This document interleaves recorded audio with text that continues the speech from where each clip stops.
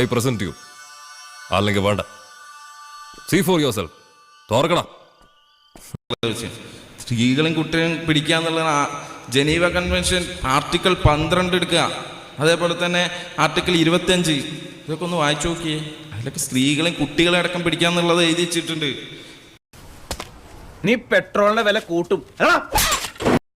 നീ അറസ്റ്റ് ചെയ്ത് മൊത്തം കുഴിയും ട്രാഫിക്കും ഇനി തല്ലരുത് പ്ലീസ്. എനിക്ക് ഭയങ്കര വലിയൊരു സംശയം ചോദിക്കടാ. നിങ്ങൾക്ക് ആള് മാറിയതാണെന്നാ തോന്നണേ.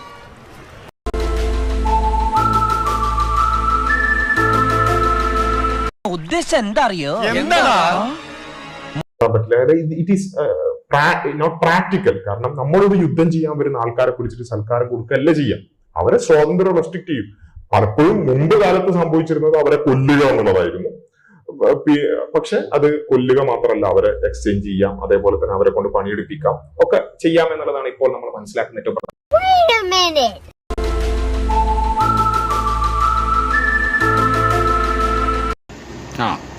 എങ്ങനെ ഇരിക്കണം. എന്നാൽ ഇസ്ലാം കൃത്യമായിട്ട് പറഞ്ഞു, ഒരു സ്ത്രീയെ പോലും പീഡിപ്പിക്കരുത്.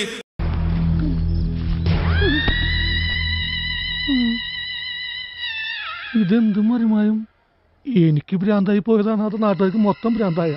ആ സ്ത്രീയെ കൊല്ലരുത്. അതുപോലെ തന്നെ കുട്ടികളെയും പിടിക്കരുത്, സന്യാസിമാരെ പിടിക്കരുത്. അതുപോലെ അവിടെ യുദ്ധത്തിന് കൃത്യമായിട്ട് കമാൻഡ് കൊടുത്തു അവർക്ക്. പിന്നെ അവർക്ക് സൗകര്യമായല്ലോ. സൂക്ഷിക്കണം. ഇവൻ നമ്മളെ കുഴപ്പിക്കാനുള്ള പരിപാടി, ഇവനിതിലെന്തോ കൈയുണ്ട്. സ്ത്രീകൾക്കുള്ള ഇങ്ങനെയുള്ള ഇസ്ലാമിനും യുദ്ധങ്ങളൊക്കെ നടന്നിട്ടുണ്ടല്ലോ. അവിടെ ഏതെങ്കിലും സ്ത്രീയെ അന്ന് ഇതുപോലെ പീഡിപ്പിച്ചതായിട്ട് ഒറ്റൊരു സംഭവം കാണിച്ചു തരാൻ കഴിയും?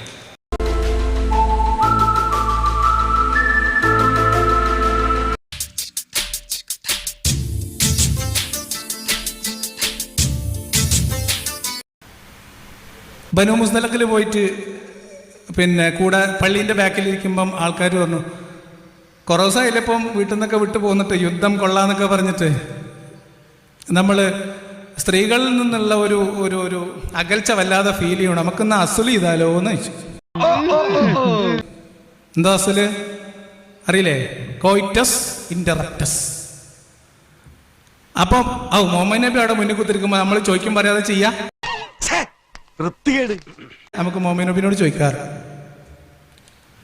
കൊള്ള ചെയ്തെടുത്ത സ്ത്രീകളെ അവരുടെ സമ്മത കൺസെന്റ് ഉണ്ടെങ്കിൽ യോദ്ധാവുമായിട്ട് പറ്റുന്ന എവിടെ കഥ പറയണത്? ഇത് ചെയ്തോട്ടെ നബിയെന്ന് ചോദിച്ചപ്പോ നബി പറഞ്ഞു, നിങ്ങൾക്ക് അത് ചെയ്യാതിരുന്നൂടെയെന്ന്. എന്ത്? സ്ത്രീകളെ പോയി ബലാത്സംഗം ചെയ്യാതിരുന്നൂടെയെന്നല്ല, കോയിറ്റസ് ഇന്ററപ്റ്റസ് ചെയ്യാതിരുന്നൂടെയെന്നാ. അള്ള ഉണ്ടാകാൻ വിധിച്ച കുട്ടികളാണെങ്കിൽ ഉണ്ടാവും എന്നാണ് വിശദീകരണം.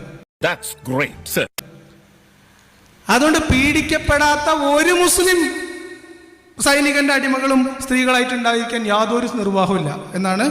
കാരണം അത് ഹലാലാണ്. ഇവർ വീണ്ടും ഈ അടിമകളാക്കപ്പെട്ടിരുന്ന ആളുകൾ തിരിച്ചു വരികയാണ് ചെയ്തത് ചില ഉടമകളുടെ അടുത്ത്. കാരണം അവർക്ക് സ്വന്തം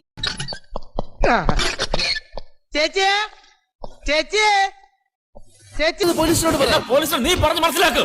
ഞാൻ വക്കീലുമായിട്ട് വരാം. സന്തോഷമായല്ലോ, എനിക്ക് സന്തോഷമായി. എല്ലാവർക്കും പിരിഞ്ഞു പോവാം.